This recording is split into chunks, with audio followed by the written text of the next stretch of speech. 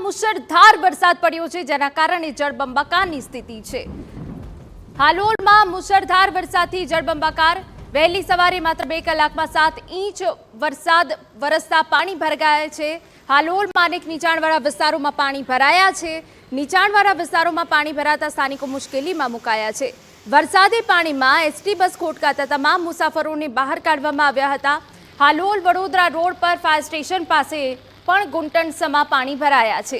મુખ્ય માર્ગો પર વધુ પાણી ભરાતા વાહન ચાલકો મુશ્કેલીમાં મુકાઈ ગયા છે।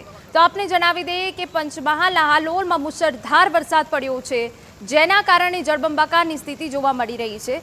વહેલી સવારથી 2 કલાકમાં 7 ઇંચ વરસાદ પડ્યો છે, જેના કારણે નીચાણવાળા વિસ્તારોમાં પાણી ભરાઈ ગયા છે। નીચાણવાળા વિસ્તારોમાં પાણી ભરાતા સ્થાનિકો મુશ્કેલીમાં મુકાઈ ગયા હોવાની વિગતો મળી રહી છે। વરસાદી પાણીમાં એસટી બસ ખોટકાતા તમામ મુસાફરોને બહાર કાઢવામાં આવ્યા। હાલોલ વડોદરા રોડ પર ફાયર સ્ટેશન પાસે પણ ઘૂંટણસમાં પાણી ભરાઈ ગયા છે। તો 2 अलग-अलग तस्वीरों में आपने बतावी રહ્યા છે કે માત્ર 2 કલાકમાં 7 ઇંચ વરસાદ પડવાના કારણે હાલોલમાં હાલ જળબંબાકારની સ્થિતિ જોવા મળી રહી છે। ફાયર સ્ટેશન વિસ્તાર આખો પાણીમાં ગરકાવ થઈ ગયું છે। એ સિવાય જે સ્થાનિક વિસ્તારો છે એ પણ પાણીમાં ગરકાવ થઈ ગયા છે। જળબંબાકારની સ્થિતિ જોવા મળી રહી છે। 7 ઇંચ વરસાદ પડ્યો છે। મુશળધાર વરસાદ પડવાના કારણે હાલ લોકોનું જનજીવન ઠપ થઈ ગયું છે।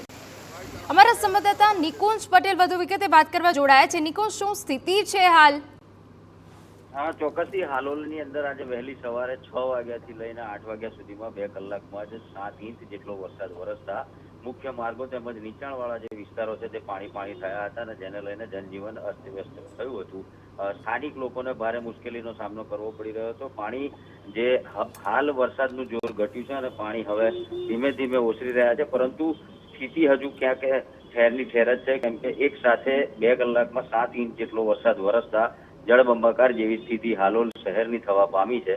હાઈવે હોય કે નીચાણવાળા વિસ્તાર હોય, તમામ જગ્યાએ હાલ પાણીના દ્રશ્યો સામે આવી રહ્યા છે। જી બિલકુલ, આભાર। તો સર્વત્ર હાલ પાણી જ પાણી દેખાઈ રહ્યું છે। રસ્તા પર 2 થી 3 ફૂટના પાણી ફરી વળ્યા છે। નીચાણવાળા વિસ્તારોમાં લોકોના ઘરોમાં પાણી ભરાઈ જવાના કારણે લોકોને હાલાકી પડી રહી છે।